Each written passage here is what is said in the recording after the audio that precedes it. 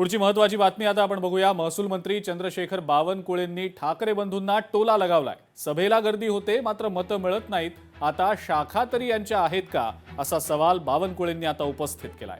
महाराष्ट्र हा विकासाच्या बाजूने उभा आहे आणि त्यामुळे महायुतीलाच मतदान मिळणार आहे, असा विश्वास बावनकुळेंनी व्यक्त केलाय।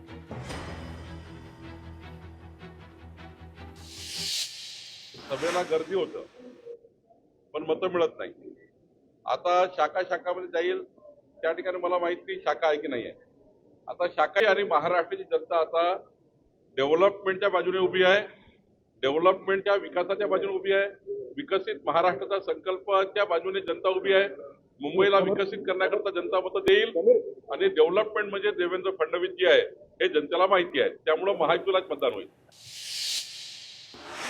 महायुतीचे उमेदवार बिनविरोध निवडून आल्यानंतर विरोधक आमच्या नावाने ओरडतात, आमच्या विजयामुळे आमच्या नावाने ओरडणं हा पोरकटपणा आहे, असं वक्तव्य भाजपचे प्रवक्ते राम कुलकर्णी यांनी केलेलं आहे आणि विरोधकांना जोरदार टोला लगावलाय।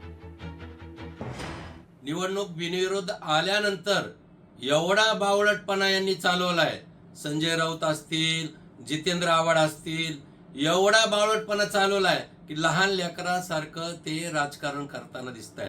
मला एक सांगा, जितेंद्र आव्हाड असं म्हणतात की हा तर लोकशाहीचा खून आहे। अरे बाबा, तुमच्या नेत्यांनी 40 वर्ष राजकारण करताना स्थानिक स्वराज्य संस्थेच्या निवडणुका अनेकदा बिनविरोध जिंकलेल्या आहेत। सत्ताधारी महायुती जिंकल्याशिवाय राहत नाही हे लक्षात आलंय, म्हणून हे लहान लेकरासारखा पोरकटपणा करू लागले हे नक्कीच आहे। बिनविरोध होणाऱ्या निवडणुकीसंदर्भात चित्रा वाघ यांनी ठाकरेंवर आता पलटवार केलेला आहे।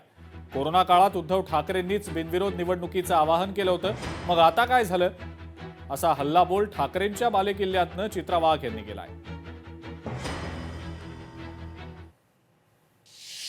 बिनविरोध निवडणुका आधी ईव्हीएमच्या नावाने बोंब मारली, आता बिनविरोध निवडणुकीच्या बाजूने बोंब मारतात। बरं, बिनविरोध फक्त भारतीय जनता पार्टी आणि शिवसेनेचेच झालेले नाही आहेत, इतरही पक्षांचे झाले, ते का इस्लामिक पार्टीचं पण झाले, त्याचं नाव का घेत नाही, त्याचा उल्लेख का करत नाही। आणि जे या बिनविरोध निवडणुका होत आहेत या घटनाबाह्य नाही, घटनात्मक आहे, संविधानात्मक आहे, तशी तरतूद त्या ठिकाणी केलेली आहे। आणि मला आता यांना एक साधा प्रश्न विचारायचा आहे, जर बिनविरोध निवडणूक तुम्हाला इतकीच जिव्हारी लागते तर मग उद्धव ठाकरे राजीनामा देणार का?